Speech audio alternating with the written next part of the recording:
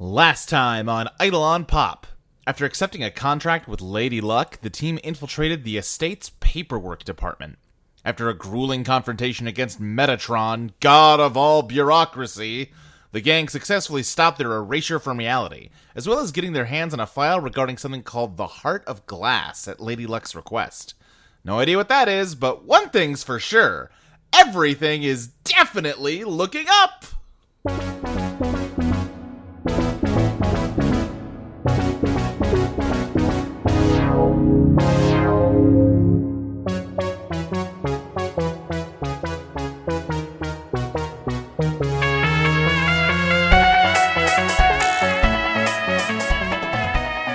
Sloane.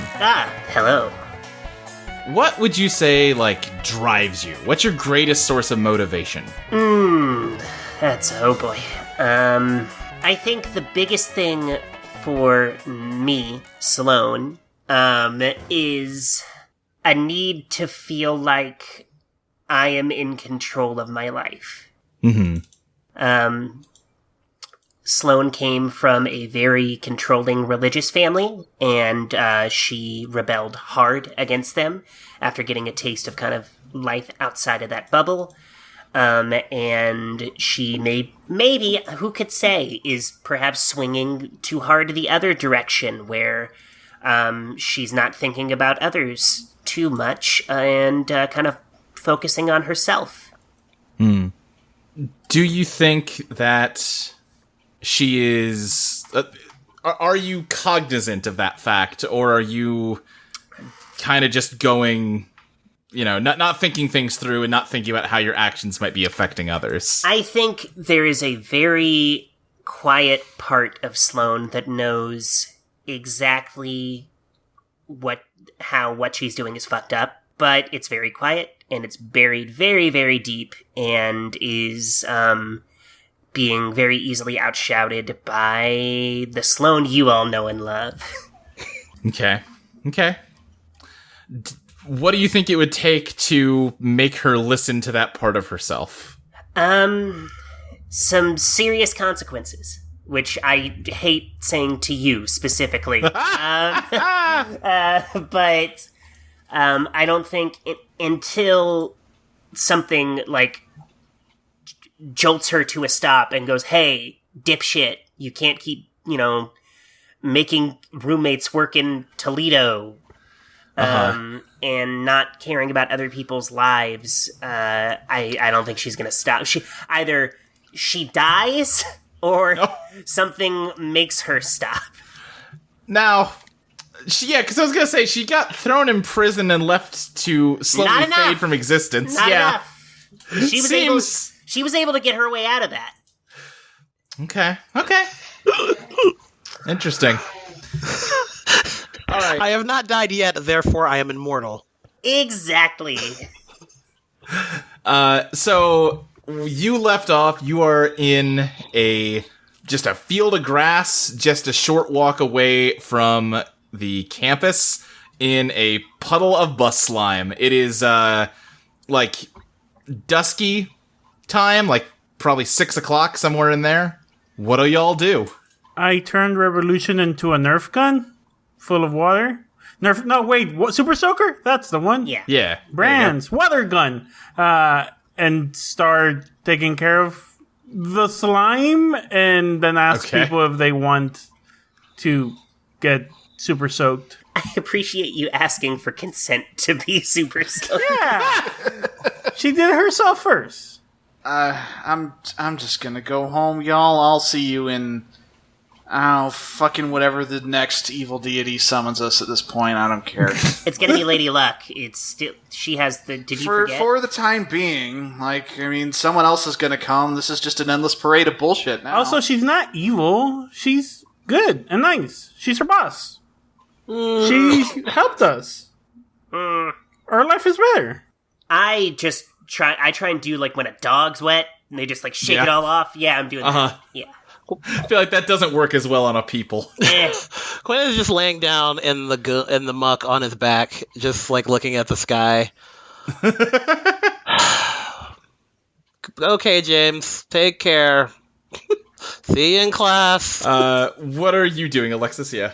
I'm not sure if I have a home to go back to, so just in case, could I crash at anyone's place? Wait, didn't we tell you can crash at our place? Okay. Yeah.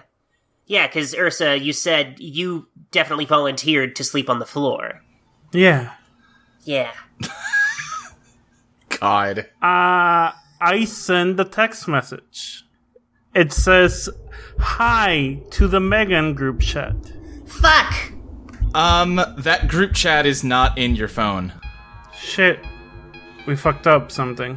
What do you mean? Do I have any of the Megans' numbers? You don't have any contacts in your phone. Fuck. Alright, I pull out my phone. Same thing, all of you. Honestly, great. Do I have Sloane's number? You don't even have any apps installed. It is like it is a brand new phone. No! My grand blue progress. Alexis, you have the photos you took while you were in the estate and nothing else. Yeah, my phone's still back there as a train, so... Oh, right, no, I forgot. You didn't, you left your phone behind. Yeah, I have no phone. My Chalk Zone case iPhone. I messaged Sloane and be like, "Here's my number," because I knew her number from memory. I definitely remembered yours, but thank you for texting first. I was kind of worried that, we may have stopped from our lives deleting, but we didn't rewrite the part that was deleted. That is also a possibility. That sucks. I like the Megans. Honestly, I kind of want to just go back to the dorm and, not be sober. Sure. Yeah, that sounds good. Hell yeah, let's go. I do want to solve this mystery, but maybe we can start tomorrow, because this was just kind of nonstop life-threatening danger for a while. Yeah, I kind of need a break. Hey, Sloane, do you have skewers or anything like metal and long? No, I'm afraid I'm not carrying skewers on me at this time. I mean, in your apartment, silly. Oh, I don't In know. our dorm. Fuck, I don't know, man. Maybe? Okay. There might be some, If not, I can do chopsticks a- from leftovers. I don't know. Are they metal? Probably not. Alright, We'll see if we can find some can metal. I roll to see sticks. if I have leftover Chinese food? I think we can just establish that you had leftover Chinese food. Hell yeah. Okay. Quentin squints and goes to Ursula. You have money? How do you have money? Like, do you have a job or parents? I have a bank account. What? Yeah. Get a bank account. Quentin nods like, of course. All right. Yeah. Cool. Just checking. Cool. Still on the ground. Did you get ID to get a bank account? Yeah. It was there when I, What? came here. It was kind of easy. Yeah. Huh. Alright, let's get drunk. Yeah, that sounds good. I'm going to go with Sloane. All right, yeah. And Ursa, you're going to go with Sloane and Ursa. Sloane and Ursa. Yes. The three of you head off to your dorm. James, you start heading back towards yours. And Quentin, you're just laying in the slime, regarding the sky. Yeah. I think he's just going to take a minute here and just think about the events that have led him here. And Just having a moment. yeah. Just before we walk off, you good? He holds a hand up and does the the waggle. Alright, whatever. All right, let's start with Ursa, Sloane, and Alexis. God, names are hard. You head to your dorm, and what do you think? Is this do you have keys to your dorm, or maybe key cards? I think it's one of the fancy pants ones where your student ID lets you in. Okay, yeah. You get to the dorm room and you find that you can't find your student ID on you. None of you can. Well, I mean, Alexis didn't have one, but... I figured this would be happening. Alright, let's go to, okay, let's go. I put my I know there's a move called hack consoles, open locks, but this is not that. I want to use shadow magic to break this lock the same way I use shadow magic for making myself a student here. You know what? Sure, why not? Give me a beat the odds plus biz. Yeah. 8, 9, 10. Okay, yeah, the, Ursa, you put your hand on the door, and you hear, like, a lock clicking, and the door handle falls out of the door. Yeah, that's what I expected. Yeah, it's fine. Whatever. I open the door. As you open it, you immediately hear a voice go, hi, hello? What are you doing? Sloane, it is Abby. Shit! Hoisted. Hi, who are you? What are you doing in here? Hi, Abby. Wrong room. Come on, let's go. Okay, how do you know my name? Oh, god damn it. I know. Fuck! Coincidence. Come on, let's go. Fuck you! And we run out. You do notice, Sloane, for the moment you're in there is only one bed in the dorm room. Yeah, I fucking know what's happening here. It's stupid shadow bullshit. Fuck you, Abby. Let's go. Let's go get Quentin with the slime. What the fuck? Who are you? Fucking the ghost of Christmas past. Suck my dick. Oh, I was gonna say the Ghost of Christmas Future. Aww. I'm gonna call the dorm security. Yeah, go for it, bitch. Should I knock her out? Whoa, Okay. no. I'm just using words. Okay. James, you get to your dorm, and yeah, you find that the door is locked, and your student ID does not work on it. Oh, boy. James is gonna try knocking on the door. Okay, yeah. I think there is a pause, and then the door clicks and opens up, and it's just someone you don't recognize who goes, hi? What's up? Sorry, wrong room. My bad. Sorry to bother you. Oh. Okay, yeah, no problem. And he closes the door. Oh, I'm gonna kill Sloane. I'm gonna just murder her. Yeah, I say we're heading back to Quentin and his slime puddle. Back to the slime zone. I'm just sticking with the group because I don't have a way to communicate if I go off by myself. Oh, that is true. Yeah, that makes sense. What are you doing, James? James is gonna start heading back, but he's gonna take some cash he had in his pocket, and he's gonna buy a new baseball bat because he lost the last one breaking out of a limo. I don't like that you're bringing that to this particular meeting, but okay. Quentin, did they just, find you where they left you? Yeah, they find me where I was just at. Okay, yeah, I think by the time y'all get back to Ty, the sun has basically gone down. It's not, dark yet, but it's that sort of dark blue that is, right at the start of the evening. I think because he made an extra stop, James is going to get there later than everybody else. That makes sense. Quentin, shit's fucked up, man. Yeah, it seems like we're all kind of homeless right now.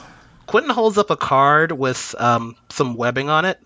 His Eidolon punches it, and it says, "We may have stopped from our lives deleting, but we didn't rewrite the part that was deleted. That is also a possibility." Shit. Oh, are you coming to me for solutions here? Is that what we're doing now? Y'all are listening to me now? Okay. Well, you have the most experience, Professor. And also, we're not really listening. We're informing. Do you have, do you have anyone you fucking are trying to get in touch with? Well, that was Caroline, but she was mad at me before the thing even happened, so... Wait, who's Caroline? My girlfriend? I don't discuss my life with you people. You have a girlfriend? Yeah, whatever. Give me the file. Oh, okay, yeah, I took a picture of it, so I can mold that. Okay, yeah, are you gonna try and mold reality on the picture of the Heart of Glass file? Yeah, let's see. It's a 10. A 10, okay, yeah. It, turns into a sheet of paper. Come on, Professor, this is your handwriting, isn't it? It's the same as what you write on the board. Yeah. Does this jog your memory at all? I would like to investigate this piece of paper for more clues, if possible. Yeah, go for it. Alright, I got a 3. Let me use one overdrive to re-roll that. Alrighty. It's a 3 again. Wow. It's a failed roll. Great. That pushes the Phantom clock to 10. Ask me a question you will not like the answer. Ooh. Who's in control here? Okay. Definitely not you. The handwriting on there is definitely yours, but it looks very, hastily scrawled, like you were in a rush when you wrote it down. someone else is in control. Like, maybe Lady Luck, maybe Joanna. You have no fucking idea. You just know it's not you. Quentin makes a big sigh and like sits up, and then he tries. He takes his poker chip and like flips it in the air and then catches it. Yeah, I think at like when it reaches the apex of its arc in the air, like you lose your breath for a second, but then as it falls, you get it back. All right, he's gonna be like doing that absent-mindedly, just kind of testing the limits on that. Okay, yeah. But he's like, okay, so we don't have anything. We have no plans, no, rules tying us to anything. We're just dogs waiting at home for Lady Luck to contact us. James, your phone buzzes. Oh, okay. It buzzes like you got a text. All right. I'm going to assume James hasn't caught up with the rest of the group yet. He's probably still by himself. Okay, yeah. He's going to look at his phone then. He's going to see what the text is. Instead of a phone number, it does say from Lady Luck, which is weird because she's not in your contacts. And it just says, oh, right, I forgot. You took care of the whole erasure problem, but you still need to restore what you've lost. I guess James is going to just text back, yeah, that would be pretty nice. Well, luckily, it's pretty easy. All you need to do is take your pink slip, start a fire burning your most precious possession, and throw your pink slip into it, and voila. My pink slip was in my dorm. I think it's gone now. Oh. Well... Is that the end of the text? Yep, just well. Any idea how I could find it? No response. All right. James is going to head back to where his dorm used to be, what used to be his dorm. Uh-huh. And he's going to try and dredge the undertow. He's going to try and see if maybe time after time can tell him anything useful. Okay, yeah, go for it. All right. And that's plus biz, yeah? Yeah, plus biz. Okay, that's a 10. That's a 10. Yeah, time after time senses the patterns of this dorm. It can sense the routine of that guy that lives there now, waking up, showering less often than he should. He's a grimy college boy. Classes less often than he should. He skips a lot of them. Homework, sleep, less of that too. But notably, that's the pattern of this area. There is no James Studebaker pattern surrounding that room. And there never was, even though there was.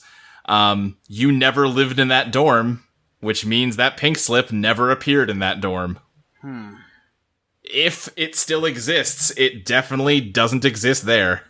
Oh, shit. I guess he's gonna start heading back to the group. Okay. Because he's completely stumped at this point. Yeah, everyone else, what does James walk in on? How has this conversation progressed? I'm laying in the grass next to Quentin smoking my vape. Yeah, I'm just laying in the grass looking up at the stars appearing in the sky. I offer my vape to Alexis. Oh, please, thank you. Ursa's pacing and muttering stuff to herself, and if you pay attention, you can hear okay, so if we can hack our student records and add us as students, and then we can try to give ourselves a dorm, or we could try to find a place off campus. We could all live in a place off campus and just make sure there's an empty one, or make it empty. We can figure something out. What's up, James? All right, y'all. I got a text from Lady Luck. I don't know if y'all have heard from her at all. Nope. Okay, well, here they are, and he's gonna scroll to it and just kind of hold the phone up, and although it seems kind of silly because I'm not gonna be able to read it while it's in his hand. Right. He's like, it seems like to get our shit back, we have to burn our pink slips, but there's two hang-ups. One is that in order to burn the pink slip, we also have to burn the most precious thing in the world to us, whatever that is. And the other thing is, I, and at least one other person, if I remember correctly, doesn't have our pink slips. I haven't. Oh, I thought you said there were 2 hang-ups. Ursa looks at Sloane. Oh, shit. Sloane! James matters too. Yeah, I'm sorry, Ursa. I'm sorry. Ursa, I want you to remember this. I know you don't like me, but remember this. I think this is only happening because you didn't mention my name. I am very forgetful. You know that. Thank you. God. Yeah, I know. It's okay. Worst comes to worst. I've not had an identity before. I can break into the student's registrar's office and make myself a new identity. Maybe I'll choose a new name. James, why don't you have your pink slip? Wasn't it just in your dorm? Yeah, but I did. When we went to get dinner, I left it behind. But breakfast or whatever. You're saying it was. it just disappeared? The dorm's not mine anymore. Some other asshole lives there now. Yeah, you saw Abby, didn't you? Yeah, but like, the pink slip could still be in there, hidden in some cabinet. I mean, why would our cabinet be in a room we never lived in? Abby didn't know who the hell I was. I don't know. All of our stuff is gone. Like, what's our most precious possession if all our stuff is disappearing? I mean, I got my shit on me, so... Yeah, everything I owned was in my van. Do you... This camera isn't even mine. Lady Luck gave it to me. So I guess my clothes are my most precious possession. Well, I mean, if she gave it to you, it's still yours. Yeah, I guess I could burn that. Quentin actually takes one of his nihilism cigarettes and finally lights it and is like, okay, alright, so are we all at least agreed we're going to try and work on this together and not be at each other's necks for once? Yeah, fine. I'm okay with that. For lack of better options, yeah. I will, however, I do want to get, like, everyone who, we who have our pink slips, let's get our shit sorted first. I think that'll give us an easier starting point helping with the other. Okay. James, listen to me. I'm not going to leave you behind. Okay. We're going to find it. Alright, I'll be honest with y'all, I'm completely lost here. Like, everything I've worked toward is gone now. And it's been 3 days. Yeah, that happens sometimes. But you're a smart kid. You figure it out. It do be like that sometimes.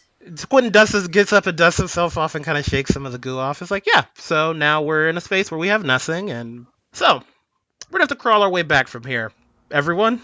And I think we should start with this. And he pulls out of his wallet a picture of him and Caroline. Okay. But it's folded, so it used to be a group of him with, like, of other people. Uh-huh. And it's folded so those people aren't being shown. Okay, yeah. He's like, this is it. Hey, what's the rest of that photo look like? We don't need to know about that. We don't Okay. need to talk about that. I get, you know, Quentin, we should probably be honest with each other at this point? yeah. it was my group of kids like y'all. It was my group of students. We went in there. Yeah, exactly. What if we need to fucking know about them? He opens it up. He opens it up and shows it to them. Quentin, as you open it up, the rest of the photo that was hidden, it's like it got fucked up in development or something. It's just smears of color other than you and Caroline. Huh. You were hiding that? What the fuck, dude? Yeah, Quentin, you don't remember it looking that way. Huh. That's probably not great. Anyway, probably let's not think about it. Okay, whatever. But All right. that means your girlfriend's still around, right? Yes. Maybe she knows something. Yes. And I'm going to burn this in the hopes I remember where she is. Burning this. Last piece of evidence Hold on. we exist. Hold on. Well, Yeah. hold on a second. Hold on. That's a photograph right there. You know what I can do with photographs? Oh my god! Shit. Oh shit! We find a trash can and make a trash fire. And Quinn is like taking some deep breaths and taking a moment and kind of, I would imagine, annoying everybody else. He's like,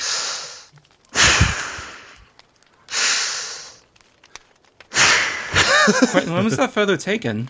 okay, he hands it to Alexis. Take a picture. Try and take a picture. Okay. When was this taken, Professor? Roughly 8 to 10 years ago? I think it was in the beginning. He looks at his face and he's smiling and he's like, yeah, it was the beginning. At the beginning. Okay. Well, I think they might have some answers for us. They might have a lot for us. So I guess I'm just gonna I guess I'm gonna attempt to Create life. Alexis, this seems like a really bad idea. Do it. Like, I'm gonna turn Like, this photograph into the subject of the photograph. listen, Do God. it. James, what? What's up? I mean, listen, I know that the more you hear something, the less impact it has, and I've spent basically the last, 72 hours saying that's a bad idea, or some variation thereof, but this is a really bad idea. Why is this a bad idea, James? Tell me. Ursa walks up to Alexis and gently puts a hand on her shoulder and says, "You got this." James, tell me why it's a bad idea. Thank you, Ursa. I mean, because you're not making doubles of people, you're making doubles of weird blurs that used to be people. How do we know you aren't gonna, create some unholy, just fucking abomination that's gonna try to kill us? At that, Quentin rips the picture out and throws it in the fire. God damn it. The fire flares up bigger than you would think from just a photo being thrown in, and Quentin, you can feel a strange sort of energy coming from your pink slip. I throw it into? Yeah, it burns up.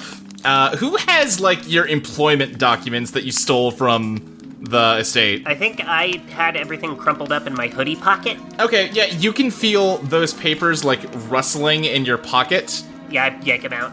Yeah, all of your documents are mostly burnt up. It's just a little corner of paper with just a burnt edge to them. But you see as Quentin's pink slip burns up, his employment paperwork regenerates. Oh, fucking alright, great. Well, at least we know it works. Alright, Alexis, you're up. I guess this camera, but I don't really feel a strong attachment to it. Is that gonna work? I mean, you're the only person who can determine what your most valuable possession is. You have tchotchkes in your pockets, or Yeah, I got a nickel. Yeah, I'm not really a material possessions kind of person. I like my phone. That's gone. Alexis, I'm gonna say something, and don't hit me. Okay. But you, as far as I understand, were not actually enrolled here. Lived in your van. Wait, what? No. Oh yeah, she's not actually enrolled. you didn't know that? No! You didn't know that, James? I thought I told you that. You lived in your van, Uh-huh. and I understand the van. We can work on the van, but are there any connections that you are missing? What do you mean by that? What have you lost in this erasing scenario that if we get you a new van? I mean, if you get me a new van and a new phone, that'd be pretty much most of it. There you go. I'm saying then maybe don't stress about this. I mean, that could still cause some problems later. What if she needs, I don't know, a birth certificate or something? That sounds who fucking Any and all record that she's been alive, I presume, is gone. Ursa can fucking hack the database. She can hack the Gibson and fucking generate records. Yeah. What's up, nerds? Wait, what? Since when? How do you think I got to the school? I don't know. Magic? Yeah, what else is hacking if not magic? I disagree, but I'm way too stressed to answer that. You put your hand in a computer connected to a network, you think really hard what you want, and it happens. Is that not hacking? Okay, while everyone is distracted, Sloane pulls out of her wallet, discreetly, a frayed little cloth bracelet, like the kind you would make at a camp, and just kind of tosses it in the fire. Okay. Yeah, you feel like your pink slip is ready. Okay, great. So, Alexis, do you need to throw anything in? That's a personal call. I can't. I'm genuinely asking you. I feel like it'd be good to have my records. I feel like that might be useful. Fucking okay. Throw the camera in. All right, I'm gonna throw the camera in. Fuck it. Okay. Yeah, you feel like your pink slip is ready. All right, there we go. I toss my pink slip into the fire. Yeah. Your employment record slowly regenerates. Hell yeah. I also toss in my pink slip. And your employment record slowly regenerates. I wonder what happened with Abby now.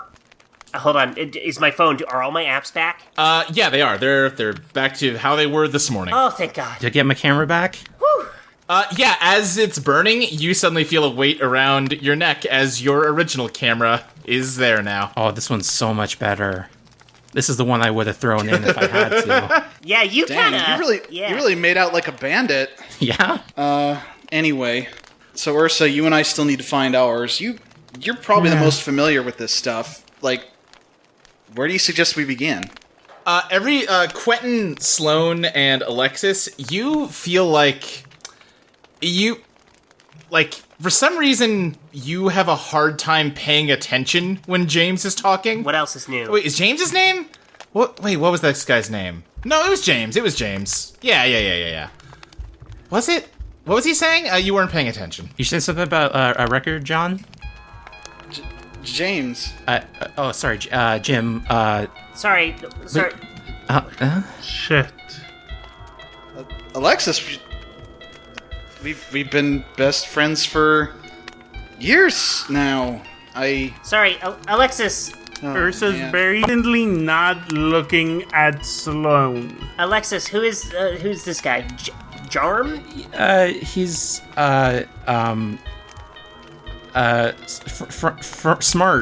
smart friends. Come on, we have to go. I grab James and start walking away. Okay.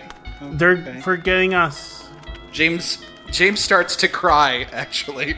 I take James. I walk James. I drag or walk or hold James away from the group. Now, he walks away. He's just also crying.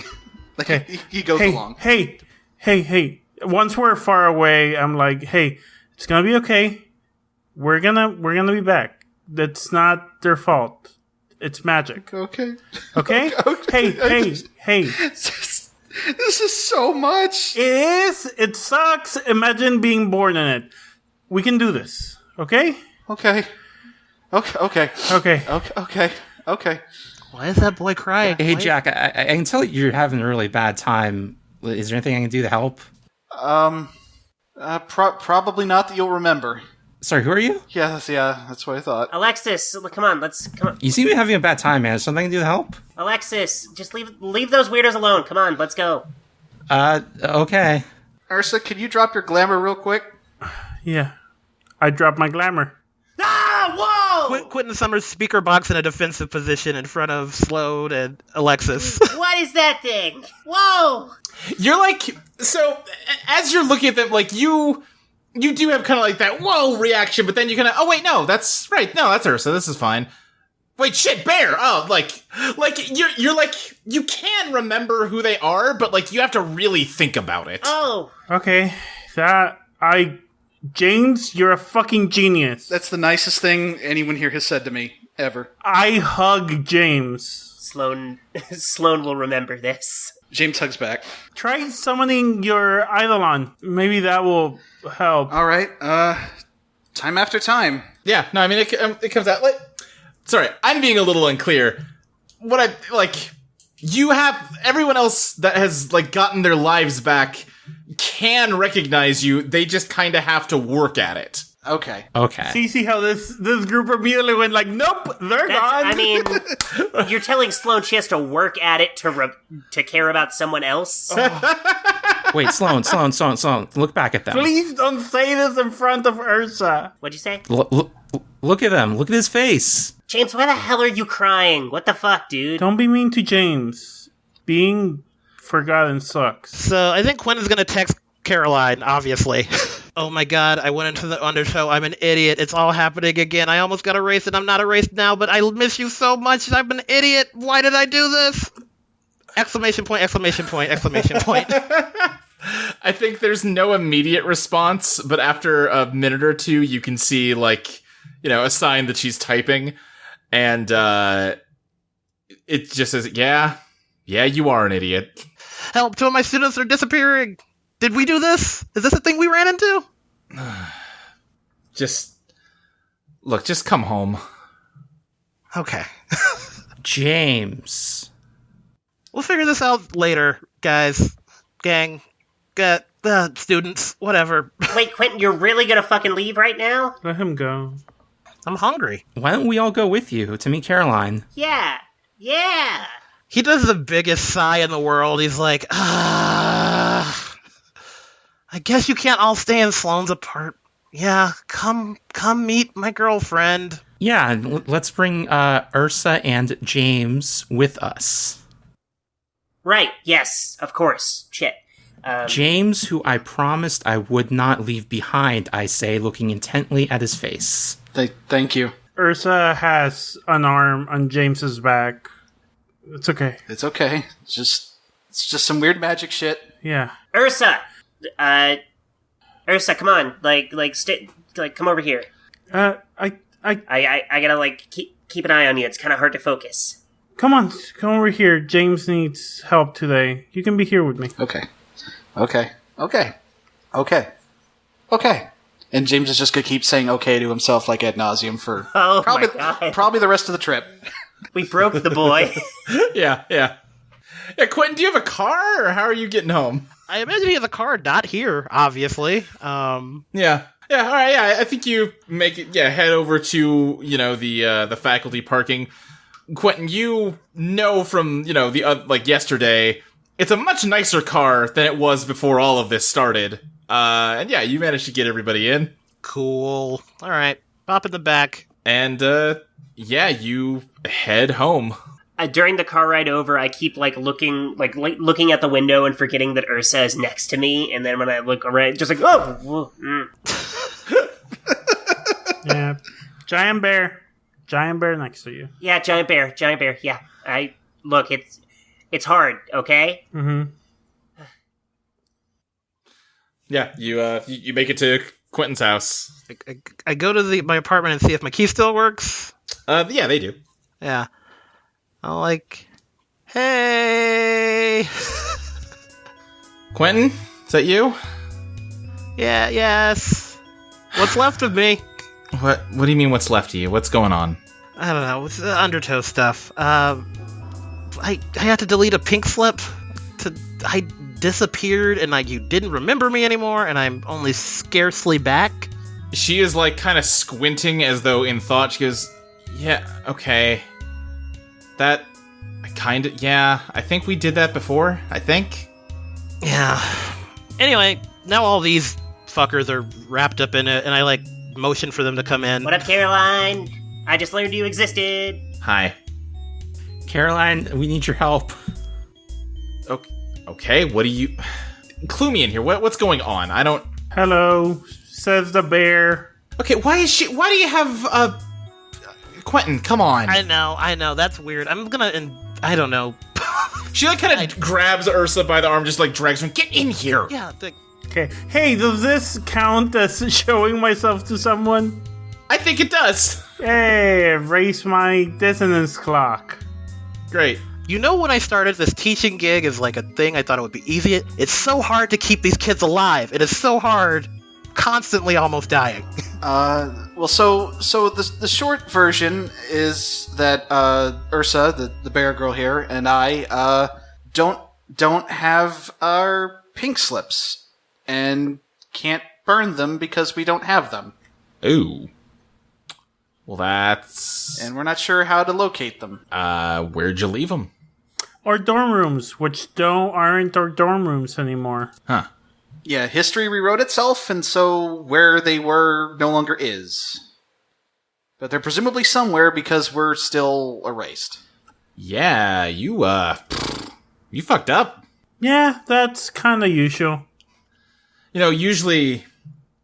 Listen, I'm not here to judge, if a weird, magical, arcane document shows up, maybe, fold that up, tuck it in your wallet or something, Don't just leave it sitting out. Keep it on your person, maybe. New to the mystical bullshit, honestly. I understand that. It just kind of seems like common sense. I go to Caroline. I go to Caroline. It's like, okay, I understand. You got to be a little bit more studious and just focus with these kinds of things. And he like explains this to James. You can't just like freewheel it sometimes. Hold on, Caroline. I want to be clear here. Quentin has not been responsible or taught us like that. Fucking jack shit this entire time. He is doing this now because you're here. See, so rude. They're so rude. Yeah, he kept trying to get us to fight each other for like most of it. Yeah. Yeah, it was like cockfighting, really. He was just egging us on. Okay, I don't really, whatever. In my defense, it was pretty funny. Listen, I'm not really sure what you're wanting me to do about it. Oh, no, I just wanted to make sure you knew. No, I mean just about all of this. I really... Oh, that... I have not, I don't know, what... I mean, I guess not to be rude, what did you come here for? We were hoping you'd have some answers or remember something. Oh, God, no. Like speaking of mystical documents, this ring a bell? And I pull out the Heart of Glass. Yeah, she looks at the photo and just, yeah, it's ringing something. I'm gonna be honest, like, there is, like, a whole year of my life that's just gone. Like, I get little bits and pieces now and then. I know Quentin from it. And also it was like, 15 years ago now? It's really... Yeah. I don't know what to tell you. Well, it was worth a shot. We appreciate it. Well, hold on, we're not done. I mean, yeah, Caroline, we're gonna need you to do a little better than this. Don't push her. She's not involved in this. But she was. She knows things. Okay, I can't believe I'm the one doing this. Alexis, just chill out. We'll figure this out, okay? All right. Listen, I will tell you as much as I can. It's not much. I've got a feeling you probably know just as much, if not more. The estate. It's a weird magic mansion that controls reality. Me and Quentin, and I think some other people, don't really remember, worked there. And then, we didn't anymore. Because he webbed it up, right? We must have got fired at some point. What's that? Because he webbed it up, right? I saw the webs when I was there. Quentin, what'd you web up? The sleeping quarters. I guess I webbed up the area we were supposed to stay at today? Or while we worked there? Did we stay in the Undertow for that whole year? Maybe? We couldn't have. People would have noticed us missing. No, you're right. That doesn't make sense. Fuck, I don't know. Yeah, I mean, we clearly... I kind of remember the pink slip thing, so we must have got fired at some point, got that dealt with. What about your Eidolon? What about it? Well, what was it? What is it, maybe? Do you still have it? None of your business. It kind of is my business. That's a personal question? I'm so sorry. Listen, I mean, okay, tactically, I don't know, they're new at this. Don't be giving out your superpowers to randos. Quentin, shut the fuck up, dude. Here's what I'll tell you. The estate is fucking... It is evil, and it's fucked up, and you shouldn't go there. Stay away. It's okay, we don't work for them anymore. Okay, great. Then just forget any of that ever happened, and move on with your life. And do not worry about it. Hey, do the words Lady Luck mean anything to you? What? Yeah, you gotta give me more. Like a person, like an individual named Sexy Lady on a Piano? She kind of like looks at Quentin like she's trying to like see if you like jointly have any kind of memory. Maybe? Can I try and do a dredge the Undertow with her to help her remember? Yeah, I think so. These dice may be busted. Uh-oh. I got a 3 again. Oh my god. And that turned it into a 4. So I've used 2 overdrives, and that was a 4. Great, and that pushes the Phantom Clock to, I think, 11, right? Or 10? It's 11. Yeah, okay. So the next time it ticks, somebody's getting a phantom. Great. Is the only, just mechanics wise, because we never done this, is the only way to tick it to fail after overdrive, or was there another way? It's fail after overdrive, fail to dredge the Undertow, and then there are a few playbook moves that also advance it. She says, all I remember about Lady Luck, I don't know, it gives that name gives me a bad feeling. So I'd stay away from her too. Hey, Alexis, come over here. Psst. Hey, Alexis. Okay, what do you want, Sloane? Sidebar. How well do you know your power? Like, do you know, like, if you made a copy of Caroline, would that copy have all of Caroline's memories? And maybe none of the blocks she has probably put in there unwittingly to stop her from remembering. But she's right here. Yeah, she's not, this dog won't hunt. She's not fucking going. Quentin has one more thing to do. He says, you say the whole year is hazy. You do remember, like, he gets kind of embarrassed and is like, when you first pulled out your Eidolon, and you saved me. Yes, Quentin, I remember that. Yes. Gosh, this is Ursa to James. Quentin's kinda needy.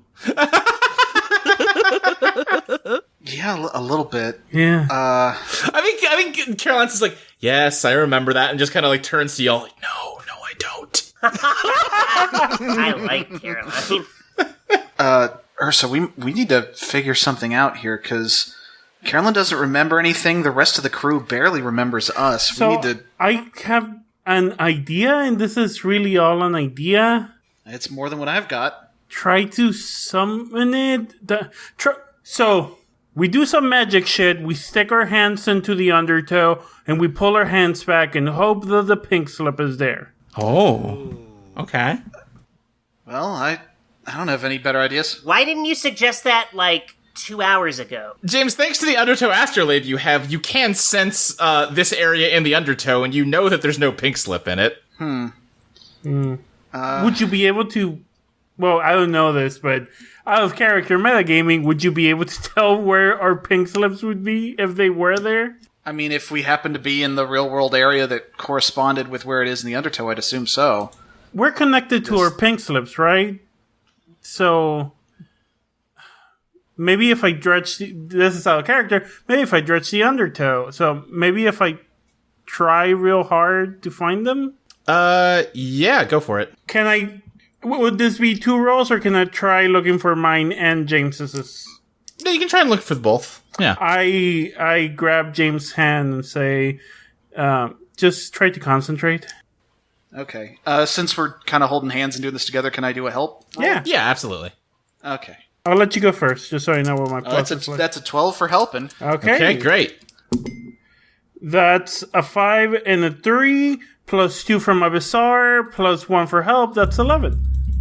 Okay, yeah, you focus on your pink slip. You can feel it somewhere, and you just sort of are trying to feel out its energy. It never got delivered to you because you didn't exist to deliver it to you, but it does exist, which means it must be somewhere. You realize that, okay, it's a piece, it's a document generated by the estate that was never sent because there was nowhere to send it. It is probably somewhere back in the paperwork department. Oh my god.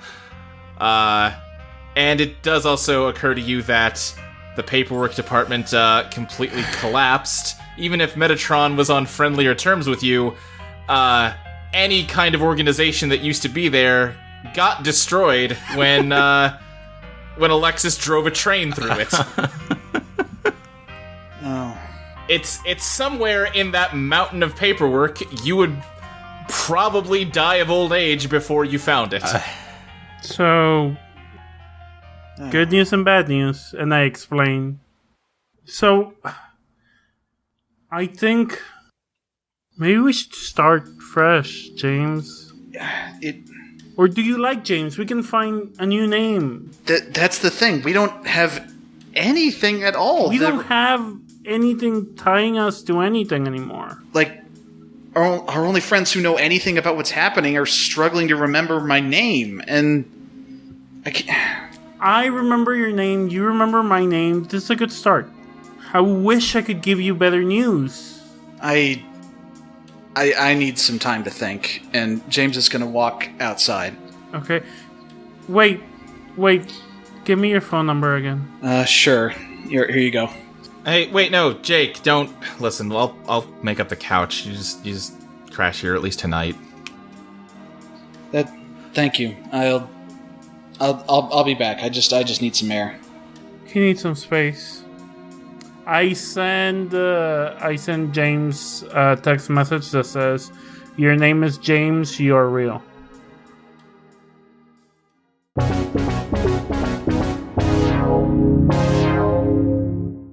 Hello, it's me, Luke, the guy that always interrupts the show halfway through to tell you about our Patreon at patreon.com/eidolonplaytest, a web address that you should type into your browser and navigate to at your earliest convenience, in my opinion, because there's cool stuff on it.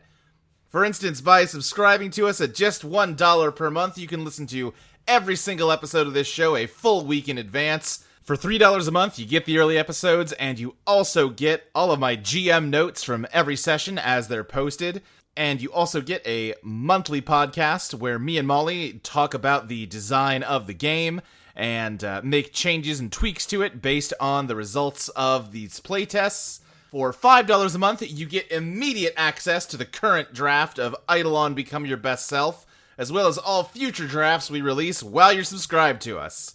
So, that's cool. I think it's a pretty good game, and it would be fun to play. It is fun to play, for me. And I think it would be fun to play for you, too. I'm so tired. Anyway, you also get your name shouted out on the podcast if you give us $5 a month, like so. I want to give a special shout out to Roslyn Garrow, NM, August, Smokey, Hannah, Sophie, Queen Cat Attack, Dragon Girl Josie, Israel Johnson, Mitchell Dill, Beardo, David, Jenny Size, Fire Princess Lily, Paradotted, Abilene, Witsu, Celeste Jennings, Johan159, Mark Myers, Amelia Kurtz, Sky Adamchick, Morgan Spade, Eli Maroney, Jay Baker, Mitch Graham, Jacob Halfcock, Jeff Dorman, Lambda, Dylan Lee, Evan, Lucentia, Virgil Purcell, Liam Conlon, Kirstel Roselle Johnson, Lachlan Cleland, Ryan Ball, Ellen, Evie Helms, Stub5678, David, Lizzie Two Shoes, Jordan Sam, and the Z Mage. That's a lot of names, and I have said it before, and I'll say it many more times, but I am absolutely just bowled over by all the folks that are willing to support this show. We've talked about it before. At least so far, all of this money is just being kind of squirreled away in order to pay for some production work to be done on the Eidolon book when it's in a state that's a little more prepared for that, so that it's cool looking, basically. So yeah, I really appreciate you helping us to make that game the best that we can make it. If you can't afford to subscribe, or you don't want to because I don't know, there's a million reasons, we would really appreciate it if you could spread the word about the show, tell your friends about it, rate and review us on iTunes. I think that helps. And yeah, just help us get the word out about this show. I think it's a pretty good one. And, yeah, I hope you agree if you're listening and would be willing to help us spread the word. We have a Discord you can chat about the show in. If you follow Audio Entropy on Twitter, the pinned tweet is a link to our Discord channel. I think that about covers it. Yeah, I'm going to get out of here and let you get back to the second half of this episode.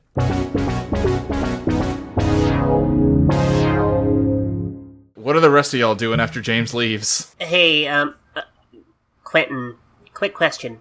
Mm-hmm. What's your vape policy?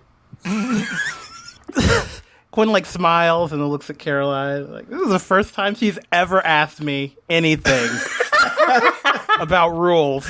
This is great. No, yeah, you can do that here. Oh, hell yeah. And I get to smoking, baby. What flavor does Sloane smoke? Oh, it's Tutti Frutti. Yeah. Okay, I just felt like we needed to establish what this fucking room smells like now. When we get the sponsorship for the Sloane vape pens, yeah. You know, it's for the Sloane cosplayers. They need to be smoking the correct flavor. God, if there are Sloane cosplayers someday, Jesus. There won't be. Terrifying. Listen, you could just look at anybody with a leather jacket and a vape pen and pretend they're a Sloane cosplayer. Yeah. No, they need to be carrying around a little dragon statue. Do it. Yeah. It's an easy cosplay, you cowards. I think Caroline is just looking at this group and like, so, yeah, was there anything else, or? Ursa shrugs. I'm cool with kind of heading back to the dorm now that this whole thing got situated. So. All right. Great. Yeah, please text, I guess, Sloane if you remember anything. Yeah, I'll do my best. I'll see if I can get anything for you, but I wouldn't hold my breath. I mean, I haven't really remembered anything in, 15 years. I'm not expecting anything to change on that front. Yeah, but have you been trying to? She just kind of looks at you like, oh, no. I haven't tried at all to recall the events of the year of my life that's been erased. Yeah, that might make a difference. It has not once occurred to me to try to remember something. That might make a difference. Okay. Come on, Alexis. Stop being mean. This is her house. Let's go.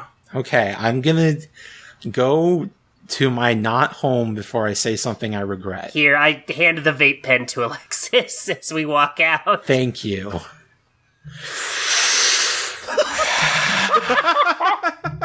Ursa waves goodbye and says, bye, Professor. Bye, Carly. No, Quentin, you're driving us back. You are? Caroline looks over at Quentin. I am. Am I? That seems outside of what I'm required to do as a professor. Oh, you've done a lot of things outside what you're required to do as a professor. Professor? Oh, yeah. By the way, Caroline, so I was in the Undertow.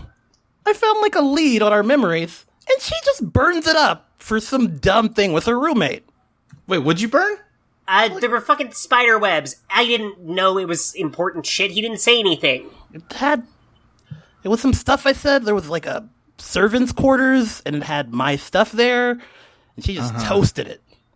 I'm sorry, you were criticizing me for this situation a minute ago? She says, looking back over to Alexis. Okay, then. I'm just gonna wait outside. Yeah, I'm just gonna silently walk out the door as well. Yeah, that's a good idea. Yeah. Hey, Luke, could I try to hotwire the car? Whoa! I think Caroline is just gonna look at Quentin and be like, go take him home. He sighs, like, okay. I like the initiative, though. Yeah, he just comes out to see Ursa like halfway through trying to hotwire it. Uh-huh. By the way, Ursa, still a bear. Yeah, we should probably get you somewhere before we get questions. All right, everyone in the vehicle. I feel like you're a coach or something. You are You're our professor. You are barely our bad college professor. I thought you were calling him our dad, and No. was very scared for a second. He would have to be a lot worse to be my dad. Don't worry about it. Are you sure you don't want to talk more about yourself, Sloane? Maybe share with us? I rip the vape pen away from Alexis and start blowing those fat clouds. Okay, all right, okay. Quentin tries to roll down their back windows because it's getting cloudy in here. All right, okay. Do you have a card for that? Whatever. Yeah, why do you give a shit? Whatever. Ursa very gently puts her paw on Sloane's shoulder for a second and then takes it off. See, right now I'm trying to decide, do I want to roll for facade and look human, but if I do that, I'm wasting my +1 from my move because my dissonance clock went up. Right. And this is what's it called? Bizarre roll, so I'm gonna get it either way. I don't want to waste that. But if I don't do that, if someone else sees me, my clock goes up, so I end up wasting it anyway. So I guess what I'm saying is I'm gonna do the roll. See what happens. Yeah, that's 9 + 3, 12. Okay, so yeah, you're good. What's your dissonance clock at? I think it's 8. It's 8. Okay, so yeah, you kind of like jerk and pop in your seat as you just kind of like back into your human form. It's getting like more, like less and less smooth. That one kind of hurt even. You alright? Just, I don't know. My body's been weird lately. I don't know if it's the whole going to the undertow or using my magic in front of people. I don't really know. Oh, that sucks. When's the last time you had a good night's rest, Ursa? That I remember? No idea, because we keep, like, waking up after doing some weird shit. I don't think we actually sleep. We just kind of, like, teleport? I don't know. Yeah, I think we could all use a good sleep. Yeah. Yeah, you know what? Alexis, you're right. James, where did you go? James wandered off, like, pretty far, I would think. Like, he took a long walk, like he's kind of ignoring his surroundings. And I think after he gets a good distance away, he pulls out that poker chip, what he needs to breathe, and he is staring intently at a nearby storm drain and thinking about some stuff. Whoa. Oh. Okay. Yeah. He's in a bad place. Wow. He's in a real bad spot. I think as you're doing that, you get a text ding. Okay. This is a text from Lady Luck that just says, "Oh, come on, buddy, why the sour face?" He's gonna just text back, "I've lost everything." So, that means you have nothing to lose. Kinda hard to see it that way in the moment. Listen, being a real person is overrated. You're really better off this way. IMO. She writes IMO out, which seems out of character. I mean, even the people who remember me only kinda sorta do? Yeah, who cares? Fuck them. God, I'm trying to think, like I genuinely... It cuts back to the car and Sloane goes, "Hey, you think Jarms is okay?" James. What? His name's James. Don't be mean to Joe. He's going through a lot.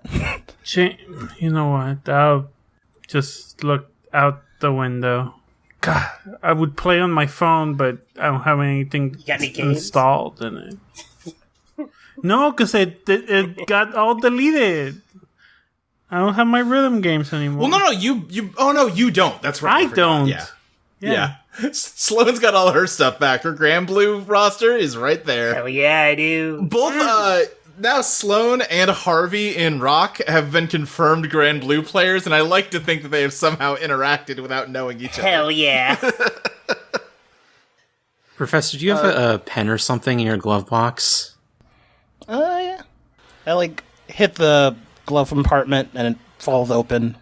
There's pens in there, paper clips that have been unraveled, some paper, and some weird IDs. He's like, "Oh, no, here's a pen."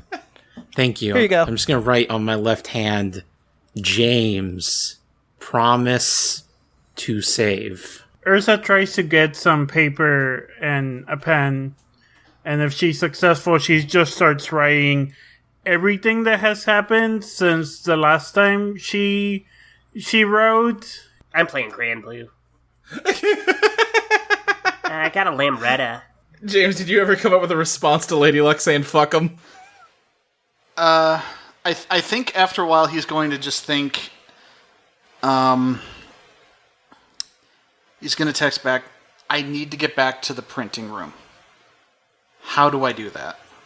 I think Lady Luck just says, "Oh, come on, buddy. You could never find what you're looking for." "I have to try."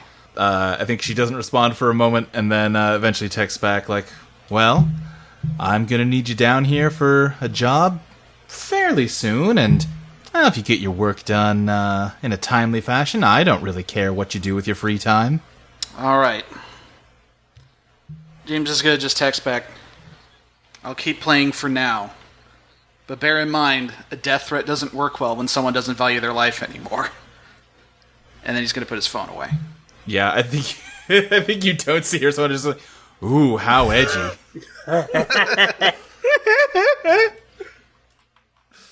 Yeah, and Quentin, you get to the girls' dorms and drop everybody off. All right, stay safe, keep together. Keep on top of your stuff. He's like, don't break anything else. At least we've kind of reached equilibrium here. I still don't have all my memories, but at least I exist. So don't take any weird deals with Lady Luck while I'm gone. I cannot be held accountable for anything that may happen, so peace. See ya, Professor. Be nice to James. Yeah. Who? Oh, yeah. You all took to role-playing that so much more aggressively than I was ready for you to. I like to think that in universe Sloane is deliberately playing it up.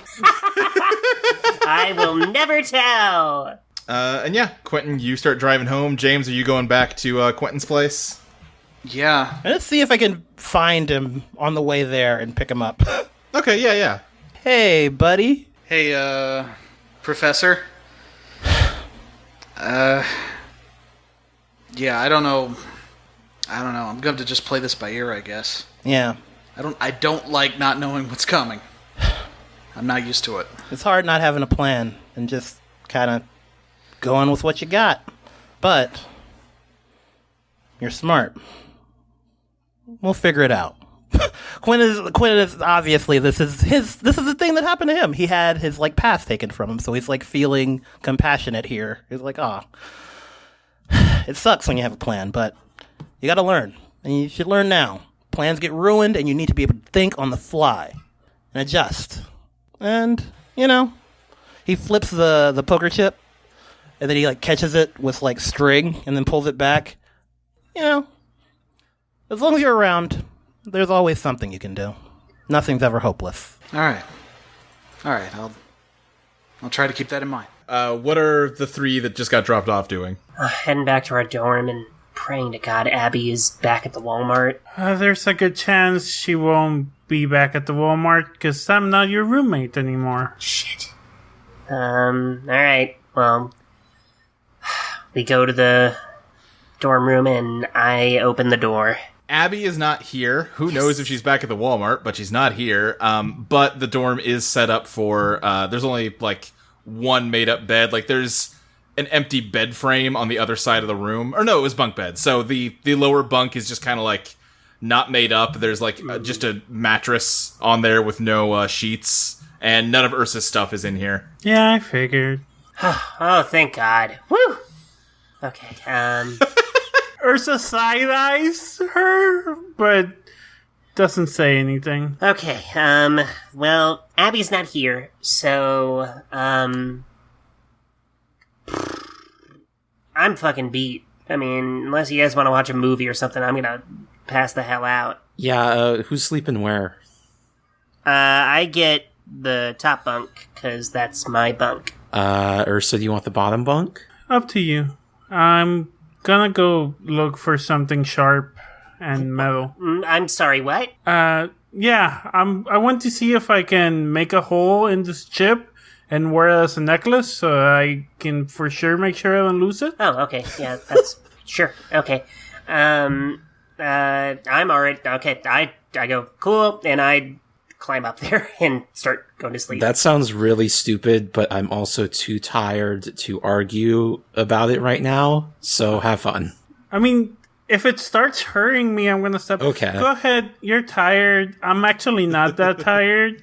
Go ahead and take the bottom bunk and we'll figure out something tomorrow. Yeah, time to sleep in the nude on the bottom bunk, as I do. Do you want me to find you some sheet? Yeah, if you could, please. Sure, let me see if Sloane has anything here. I have a pile of laundry that I need to do. Sure. It'll take a little bit, but I guess I'll go do laundry. Oh, no, I meant like she could use the laundry. It's not like filthy, it's just it needs to be washed. That means it's filthy. Sloane. Okay, filthy, you can rewear a pair of pants a few times. Sloane, I'm not gonna use your dirty laundry as sheets. I would rather sleep without sheets. Well, I didn't realize I had fucking fancy pants. Ursa's already out of the dorm with a basket, some soap. It's just, I don't want to deal with this. I'll go do laundry. Okay, I'm fine. I'm gonna sleep bare ass on the mattress, snuggle my cat. Good night. Sloane, your phone rings. What? Who's calling? You cannot read the number. Great. Hello? How did you get out? I'm sorry, who is this? How the hell did you get out of the dungeon? I'm sorry, who is this? I do not know what you did, but I am gonna find out, and do not think that I am through with you yet. Who the no, who, hold on, is this Joanna? It's Joanna. Your voice is kind of off. I haven't done her voice in a while. I couldn't tell. I haven't had to do Joanna's voice in a while, and I haven't There had to you do go. her angry lately either. Yeah, it's a little breathier, I think, but I genuinely couldn't tell. I do apologize for not quite hitting the proper timbre of her voice. Oh, hey, what's up, Joanna? I swear to goodness I am gonna take care of you one way or another, Sloane. Uh-huh. I know you're behind us. I know you're the one that broke everybody else out. Uh-huh. Don't just hug me, young lady. Sloane, who is that? It's Joanna. Hang up on her. Turn off your phone. Oh, okay, fuck you. And I hang up and I turn off the phone. Don't you? God, can we sleep for one night? I know, right? Laundry bear? Yeah, Ursa, you're doing laundry in the laundry room, I guess. Yeah. Honestly, this is good. This is fine. Ursa likes doing menial tasks. It like calms her brain. So she's just like doing laundry. She's picking up Wi-Fi and downloading rhythm games on her phone. Yeah. I feel like the dorm is pretty quiet on account of it is Saturday night and everybody's out, doing things. Weirdos. And yeah, I don't think... I think your laundry quest is largely uneventful, and, 45 minutes or so later, you're back with fresh laundry for Alexis to sleep on top of. Nicely folded and everything. If they're asleep, I just put a sheet on top of Alexis, cover her, and start like hanging clothes and putting them away. I like clean some like comforters and stuff to make myself a bed, and then I go to sleep. I'm fucking dead to the world. Quentin and James, when you make it back to Quentin's house, you just see that, like, Caroline's not around. Maybe she's upstairs or something. The couch has been made up with some blankets and pillows. James is gonna thank Quentin, and he's just gonna crash on the couch immediately. I think there's probably also just, like, I'm trying to think. There's, like, a sticky note on the fridge that just says, help yourself. Oh, appreciate that. Yeah, I think James is gonna just go straight to bed, though. Okay. Yeah. Yeah. Quentin nods, like, take care. There he goes to Caroline. So there's my class. Okay. Gonna be honest, still not thrilled about any of this, Quentin. I'm also super not thrilled either. But I don't know if there's a way we can get out of it without going through it, Alright. I'm gonna ask you something straightforward, and honestly, I know that you're a pretty good liar, so I don't really know why I'm gonna bother, but I need to hear it from you. Did you clean a room when you were over there? Did we clean a room? Yes. Okay. What did you change? There were some roaches in my classroom, and I cleaned them. Uh-huh. And also, this guy from Web Capital showed up, like, Thursday, a couple of days ago, and was, like, gonna take over the school and fire everyone. and it was really stressful, and that's probably why the phone... Yeah, I actually know. I mean, we've talked about the whole buyout before. Okay. So that part was already happening before you fucked with whatever you fucked with. Yes. Okay. Do we have a big corkboard? Yeah, I'll go get it out of the closet. Let's get the big corkboard. Okay. Yeah, she pulls it out. Like, it's covered in, like, papers and notes and, like, scribbled silhouettes where, like, in the past you have tried to corkboard out, like, your shared forgotten memories to see if you can figure something out. There's nothing there, though. Cool. She's like, okay, yeah, I got the... What are we doing with it? Okay, let's go with what we know so far. I want you to be in on this, obviously. We're against powerful supernatural forces beyond the keen of mortal men. You know. Yep. Great. So yeah, and all those... I know it was just a riff and an easy way to get money, but, like, all those kids, they need me, you know? And when you say easy way to get money, what do you mean? The thing with the school, like, it was a class with nobody in it. It was pretty easy to run. Okay, so So the part where you are a well-respected, tenured professor, that part is what's new, huh? Oh, yes. Oh, yeah, absolutely. This is all new. I should have probably got to that first, right? Oh, wow, this is bad. Sorry. But yeah, this is all new. I had a car that worked. She, like, goes over to the nightstand and grabs a copy of the textbook that all your students had in class. And she's like, so you didn't write this? Oh, absolutely not. That is probably extremely cursed, but no, I did not write that. No, Quentin, it's not... Quentin, I have spent the past 5 years editing this book as you were writing it. And you're telling me you didn't write it? No. Great! Oh, that's great. Oh, love that. Okay. She just kind of, like, throws it and it flops on the floor. Yeah, you probably have more idea what's in there than me. That's... Yeah, uh-huh. I've copy edited the entire thing. You're not a great writer. Just, you gotta learn the difference between colons and semicolons. You're a professor. God. Semicolons look cooler. They do. If I put them in every sentence, people will think I know more things. That's true. That is valid.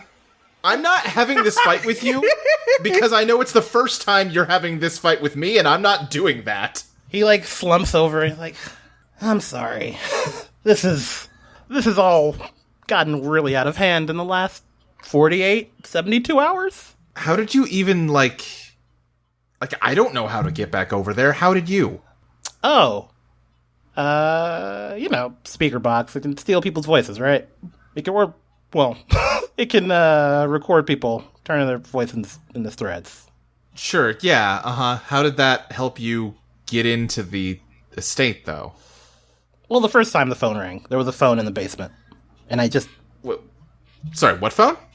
In the basement of the school, there was a phone. Why was there a phone down there? I think it's because I was stressed out. I think that's what Gianna was trying to tell us when I was in the dungeon. Uh-huh. Also, I was in a dungeon. Yeah, I think you mentioned that before. I don't know. It's... Okay, yeah. Okay, well... I'm sorry about all of this. I'm gonna figure it out. And if you want to be a part of that, that would be excellent. But in light of all of this, I understand. Yeah, I mean... Gonna be honest, I do not want to be a part of it. But I also don't want to find out that the project I devoted the last 5 years of my life to was invented by you because you killed some cockroaches. I'd rather be in the loop than out of it. Quentin's just nodding like, yeah, that's fair enough. What are we going to do about the kid downstairs? Oh, that kid's got no bend in him. He's got no... he's got no... He's smart, but he's he's got a lot of ideas about how the world works, and this is all hitting him real bad, and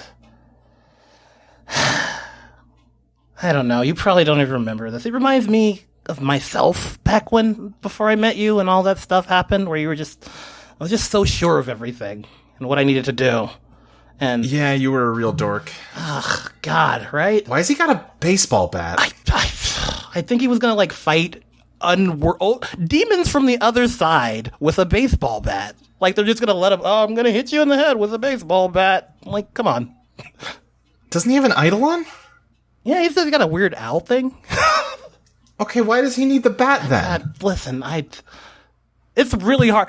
Teaching people is really hard. They pull back at you at every turn.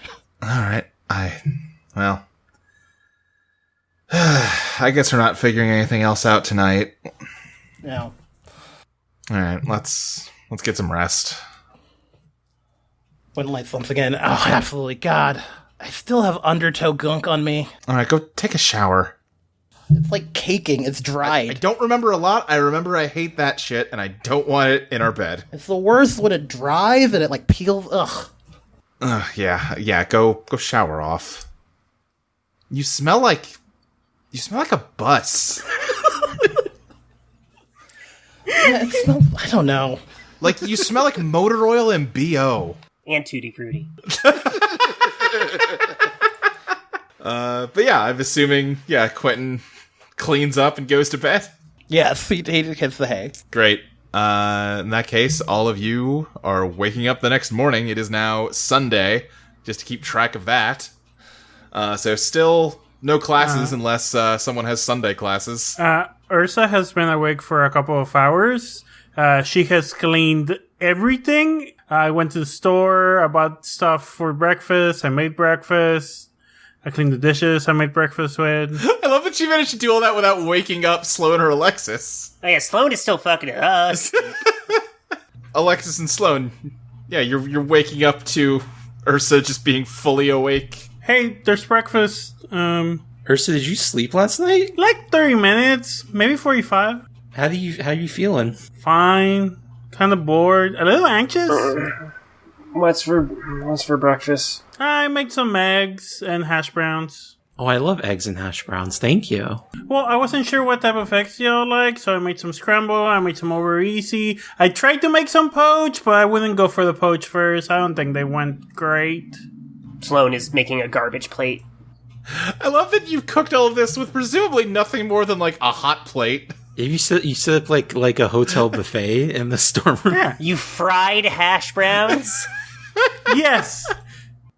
I have taken over whatever, like, small table or, like, desk or whatever's here, and I have made food. Imagining that, like, Ursa took, like, Sloane's, like, little basket of, like, toiletries to take to the shower and just washed that out real good and used it as a deep fryer. Oh, God. No, you know what happened, actually, is that Ursa went back to the laundry room, stole one of the tables. They have, like, a folding table that you can fold up, and she just took it to the dorm room. She just set it up. Oh my god, Ursa, thank you so much. Great. This really hits the spot. No, I'm glad you like it.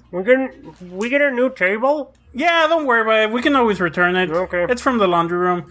Also, I did your laundry and folded it and hanged it and put it away. Oh, thank you. You're welcome. Regarding cooking the breakfast, I kind of love that Ursa's, like, undertow powers are increasingly just becoming cartoon logic. That feels right. Yeah. Well, her dissonance clock is pretty high, and that does mean that things behave weirdly in the real world. Shit's weird. Yeah. James, you're waking up on Quentin's couch. Yeah, I think he's still not doing great. Yeah. Generally speaking, I don't think you really get a smooth sleep under these circumstances. Sure.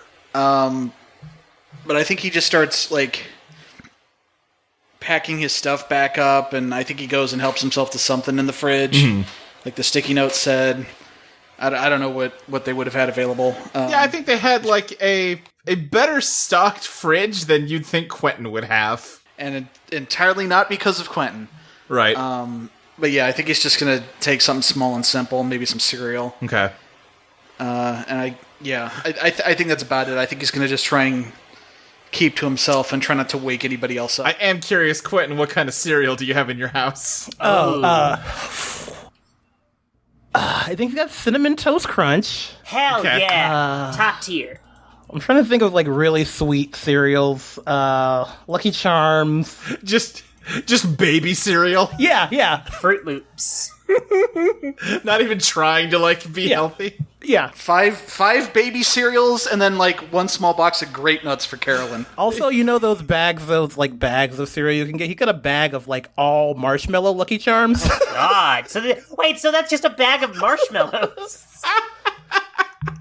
Okay, one thing I do want to do is while James is up and before he knows what's like, you know, he hears Quentin stirring or anything there, he hears a noise coming from his room, like Quentin's room, with like some deep bass and like some music in the background. And he breaks the door open and he says, "Sometimes life can get you down, push your face all in the church. But if you're feeling left behind, need to get up and go to church." Ooh. And then he starts singing that Outcast song at James to like cheer him up. Also to like, it's like, oh, were we actually going to church? Absolutely not. He's trying his best to cheer up James a little bit. We've opened up way too many questions about how the universe works to bother with church at this point. You did maybe just meet an angel yesterday? He does this thing where he's like, different parts of it, he uses old Ron Wee voice clips and the voice of fucking Metatron. Why are we here? What are we here for? He's having some fun with it. Yeah. All right, Luke, put that together in post. Yeah, I'll just make an entire Outcast remix for this one episode of this podcast.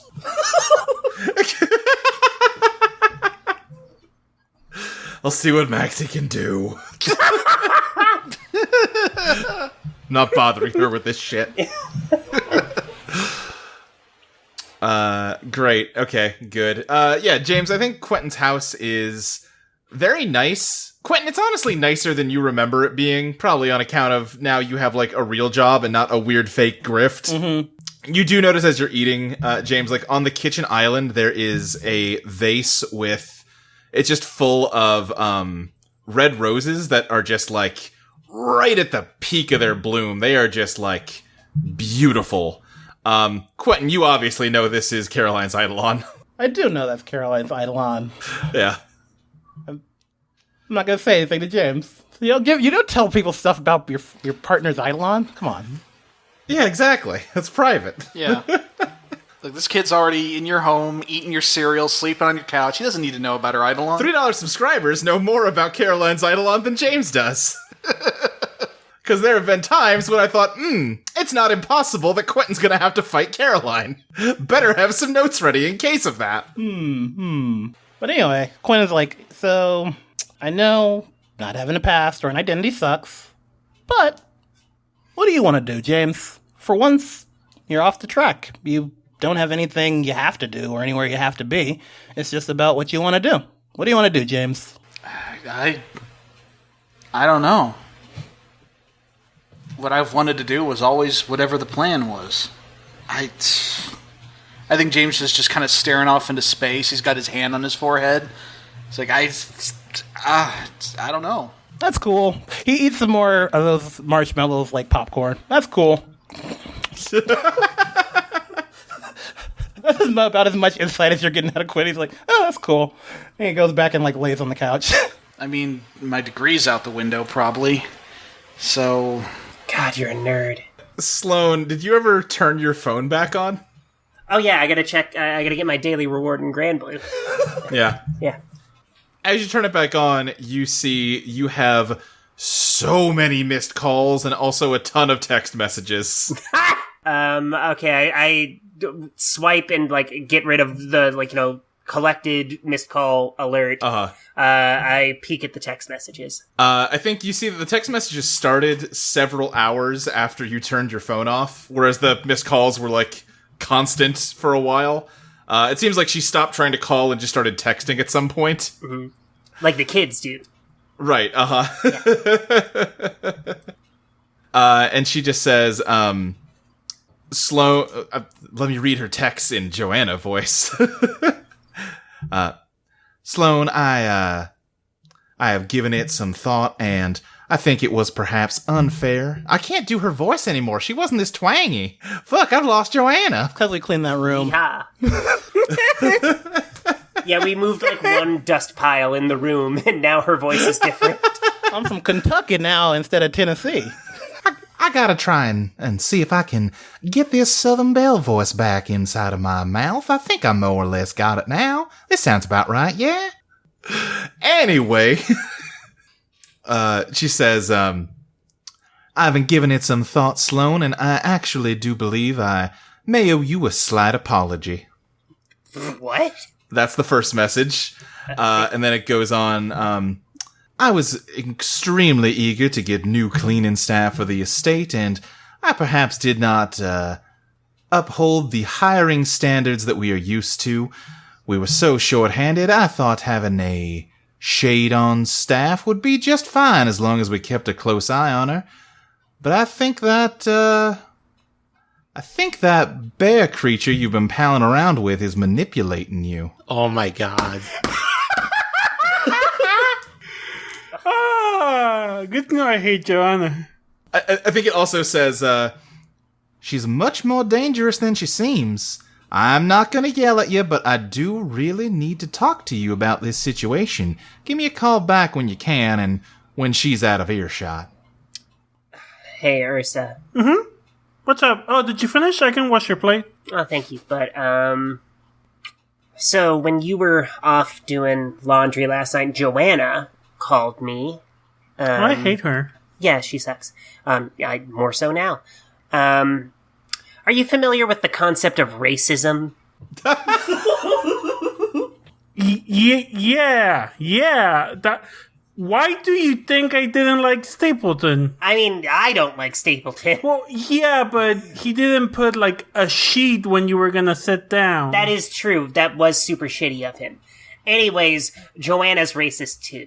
And I just hand her the phone. I wouldn't be surprised. I mean, we did see the same, and then she starts looking at it like, yeah, that bitch. I mean, we did see the same, like, intro video with, like, a cartoonishly evil bear demon. Yeah, but Come on. I just figured it was like one of those, like, old-timey Looney Tunes where, like, obviously there was racist shit in there because it was made a long time ago. But apparently not. So, The Matrix aren't that old movies, Sloane. I mean, they're pretty, they're like 20 years old. Fucking Zoomers. But anyways, look, I mean... God, I just realized that most of our characters are younger than the Matrix. Oh, yeah. Yep. Isn't it great? 100%.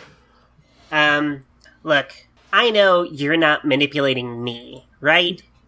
No? Why would I manipulate you? And you know I'm not manipulating you, right? No, of course not. Okay, then... Why would you manipulate me? Alright, we're good. She's just a dumb, racist idiot. Yeah. She's probably just trying to get you to call her so she can try to trick us into erasing us again or doing some shit. I'm just here. I'm gonna reply back to Joanna. What are you gonna say? I'm typing this. Hey Joanna, you must have stayed up late texting me. Be sure you get enough sleep so that you're not late for your clan meeting. Got him. And then I play Grand Blue. Oh, Alexis, what are you doing during this conversation? I'm just munching on eggs, and my cat's on my shoulder, also chewing eggs. I'm like, what's that all about? Oh, racism. Oh, I hate that stuff. Racism, not a fan. Ursa is washing the plates after people eat. And Is that Eidolon as a show's official stance on racism? Yeah, we hate that stuff. Yeah, it's not great. Meanwhile, Sloane needs to focus because her Grand Blue rival, Prince HDG, is online. Oh, that motherfucker! Ursa just turns to Sloane like, "Hey, I appreciate that. Thank you for being my friend." Yeah, of course. You make me eggs. Yeah, I like making eggs, so it works out. All right, yeah. All of you collectively finish your breakfasts at these two different locations. What do you do next? So the only clue we have is this Heart of Glass documents. I just want to stare at it and meditate on the 5 lowercase letters. What was it? T-E... Teoth. Yeah. I swear to God, if it's Total Eclipse of the Heart, I'm gonna be so pissed. So I guess, am I dredging the undertow here if I'm meditating on it? That's what it sounds like, yeah. So, bear in mind if you botch this. Oh, well, it's a 5 plus a 2, which is a 7. Okay, that's not a botch. I'm trying to think of what I can give you that's vague. Yeah, you keep looking. Yeah, TEOTH. Is it like an acronym or is it just a word you don't know? Teoth. That for some reason you intuitively feel like Teoth is how you pronounce this. Teoth. And as you think the word Teoth, you get like a shiver down your spine. It is a word with a bad vibe. Oh, it's like moist. Yeah. Yeah, but worse. Oh. Hey, Ursa, does Teoth mean anything to you? Does it? Ursa and, Sloane, you're here, so you're hearing this too. I think it's the same thing, where just as Alexis says this, you just, you feel bad. Don't like that. Not a fan. Bad vibes. But no, I don't think I've heard that before. Are you sure? Yeah, no, it's a bad word. I would stay away it's from it. It's a bad word? Like it's a cuss? No, it's... Teoth. No, what? Stop! I don't know! Okay. I thought it was a cuss.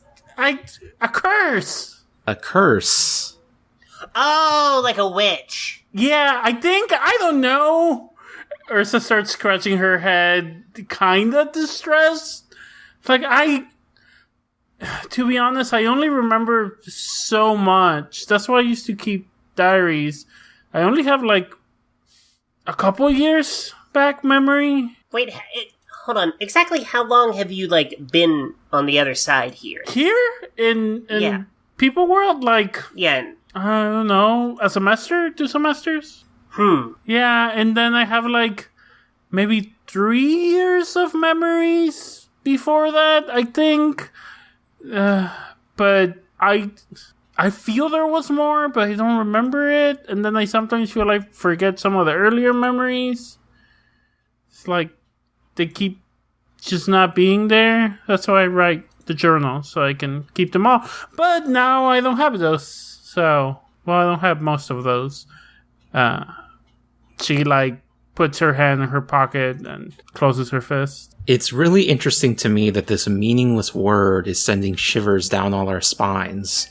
So I think we should go further down this road. That feels like the opposite that we should be doing. If you put your hand in a fire, you don't go, how about if I go all the way to the elbow? You take it off. Oh, okay. See, I wasn't really getting it, but then you mentioned the fire, and now I get it. So, I summon Start a Riot. Okay, yeah. The dragon statue kind of morphs into... I feel like in the real world, you're not quite getting the full majesty of Start a Riot, but yeah, it's here. Hey, Bud, do you know anything about Teoth? I guess dredge the undertow, because again, it only knows what you know. I know, but I'm seeing if, maybe, Sloane operates a lot on instinct, you know? Sure. Okay, hold on. That is... not good, that is a 6. Alrighty. Shit. Fantastic. Mark experience. Oh, I leveled up. Hey! You summon Start a Riot, and you ask it, do you know anything about Teoth? When you say the word Teoth, its eyes, flash red, and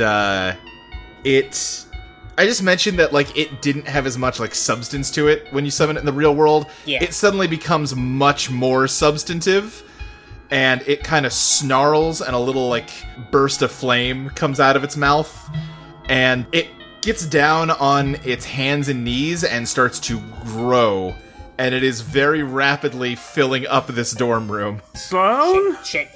Bad sort of riot. Bad. I don't think that's gonna help. What the fuck is this? Ursa, what's happening? What is this? Ursa, when you talk, like, as it's growing, it is becoming less and less humanoid and more like a classical dragon. And, Ursa, it looks at you and it blows a billow of fire at you. What do you do? I had already turned... I thought something weird was happening, and I turned... this is not gonna do anything. Turned Revolution Lover into a fire extinguisher, so I just press it to the fireball coming at me. I'm sure that'll get rid of it. I think you're scrapping with it. Sure. Sorry I'm punching your soul, Sloane. It's okay. Well, don't worry about it, because that's a 5.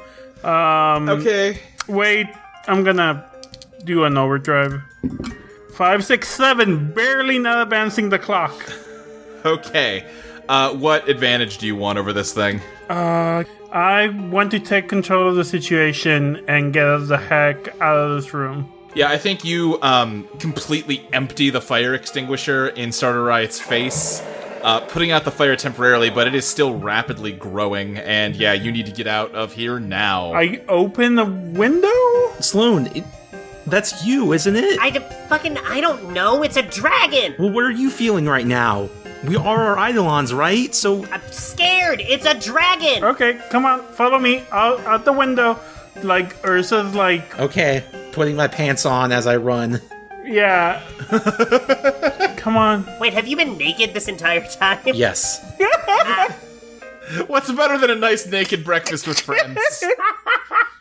It's okay. I've heard of naked lunch, but Can we cut back for a minute? Yeah. Quentin comes out and he's like just chilling in his pajama pants. Hey, James. Yeah. So your owl thing. Why don't we look at my book? We should check out my book. Maybe I wrote some stuff to myself. Sure. I don't see why not. I guess, so yeah, I guess James is going to take a copy of the book, and I don't know if this is an investigate or a dredge the undertow or what. This sounds like investigate to me. Okay, let's investigate. That's not great. I'm going to use an overdrive. That's still just as bad. Let's see, what's my stat on Gen, +2? So yes, that's a 7. Okay, so ask me one question. What's hidden here?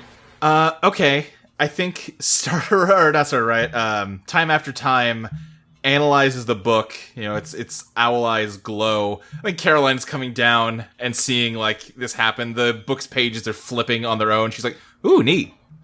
She's, like, brewing coffee.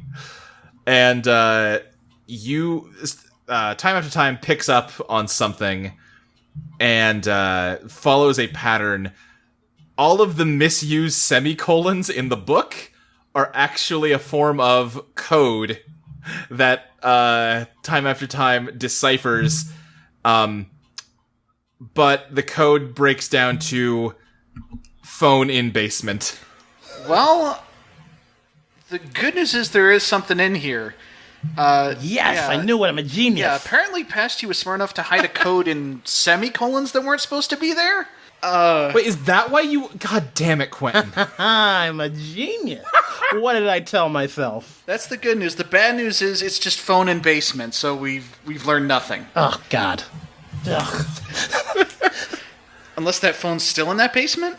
So Quentin, you knew the phone was in the basement? He like, no. Then how did that... I mean, I didn't put it there. Maybe. Quentin like taps his head. Maybe the version of me that wrote this book had memories of their time in the undertow, and there may be clues there to our memories. Quentin, if you were going to change something about your own life, why didn't you, change it so that you remembered the the new version of the world? That's a brilliant idea. Let's go back. Oh my god. I'm still not clear on how any of this works as far as, like, alternate selves and timelines and things like that. Like, what exactly are we changing when we change shit over there? Wait, did you not go through the orientation? We did, but it was like an actor using a lot of big words, and it wasn't like... Oh, yeah, the Matrix guy. Yeah. Yeah, but like after that, like Joanna didn't walk you through everything and like show you how to, do the thing? Things kind of got off the rails immediately. Alright, great. Well, okay. I feel like this is like switching into voiceover as the other scene is playing out. Yeah, I just wanted to get to the point of like, well, you know what? We may not be able to see the pattern here, but we have a lazy Sunday. Finally, we have a chance to breathe with no imminent death down our back, so we can like figure this out. Yeah, like this is nice. This is me in my element, just thinking things out, hashing out a problem, looking for answers. Meanwhile, the three of us are just running from a giant dragon. Out the window! Out the window! So yeah, I think as you're all falling out the window and like the wall of the dorm is bursting open, the Starter Riot like takes off out into the sky. You're just hearing Caroline's voice over all of this. Well, it's less complicated than it seems. When you clean a room, you're changing the reality of what that room represents. You're making it so that things were always that way. You only have the one, timeline or whatever, but you're rewriting the timeline, kinda. There's no time travel, but it does apply retroactively. And if you're in the estate, if you're in the room when you're doing the changes, you're immune to the effects of the changes, so, you remember the way things used to be. Otherwise, it would kind of be impossible to do your job, right? You wouldn't be able to keep track of what you were even doing. Huh.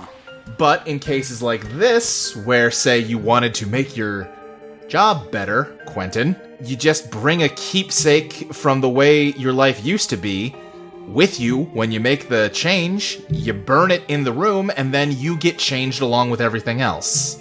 Is that? Huh. I think while James contemplates that, yeah, all of you are careening towards the ground. What do you do? Ursa turned Revolution Lover into a grappling hook. Okay. And is trying to, shoot it at the roof, hold it there, and then try to grab Sloane and Alexis, and then not die. Great. Give me a beat the odds plus elegant for that, Ursa. Okay. That's a 4. Do I get my clock or... No, you know what? If I fail this, it'd be very funny. I mean, we're already there. Yeah. Yeah, so might as well. That's 5, 6, 7, 8. No! Barely. And that's the last of my overdrive. So 8. Okay, yeah, I think you managed to get a grip, but, everyone's falling in midair. You only have time to grab either Alexis or Sloane. Who do you grab? Sloane. Oh, God. Alexis, what do you do? I think I'm going to take a picture of the elevator out of my pocket and try to summon it. Okay, yeah, give me a mold reality. 10 plus 2 is 12. All right, yeah, the elevator appears in the air in front of you. How do you use it? I want to, get into it and just press any random button and make it go not here. Okay. Yeah, you get inside and you press a button and it, you feel like your speed slow down. The elevator just moves down towards the earth and then dings and lets you out. As soon as the doors open, it collapses into undertow slime. Okay, well, at least I'm not slime. Right, yeah, you're not slime. The dragon has ignored all of you and has just flown up into the sky. You can see that the tip of its tail looks like it's the battle axe it normally has, as it lets out a big bellow of fire that sets the quad on fire. Sloane, how's it so far away from you? I don't fucking know! I don't know what's happening. I don't know why she's not listening to me. I don't know what is going on. Firefighter Ursa is trying to take care of anything. I imagine it keeps going from fire extinguisher, hose with a tank, with a backpack of water, that Super Mario Sunshine thing.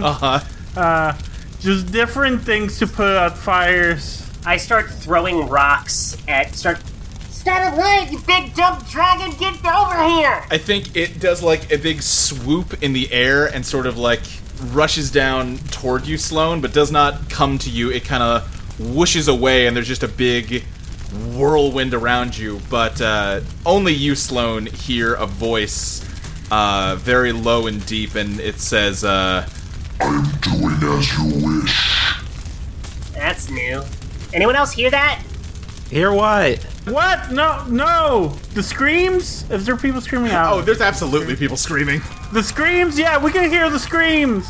Can you hear me? Starter Riot just says, Everything will be burned. The entire world will be burned until there is nothing but Sloane Parker. Ah, shit.